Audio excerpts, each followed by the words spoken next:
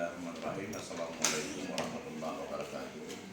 Saya menjadi ketua MAA Kota Losmawe dalam hal ini menghimbau kepada seluruh masyarakat Kota Losmawe, kaum muslimin wal muslimat.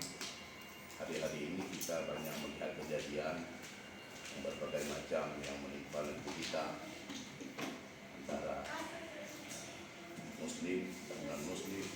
Ada hal yang dulunya kita hidup secara berdampingan, baik kerukunan umat beragama yang terus bisa kita jaga dengan baik. Di hari ini kita melihat banyak hal-hal yang tergeser dari nilai-nilai yang sebenarnya. Kita lihat seperti terjadinya di Sulawesi, yaitu di Minahasa, perusakan rumah peribadatan umat muslim. Ini juga sangat kita kecam dan sangat kita sayangkan.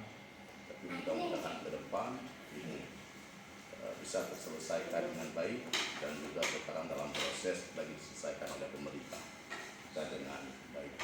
Dan dari kita di Losmawe ini hendaknya terus menciptakan suasana damai, aman, tenteram, supaya terus bisa beribadah.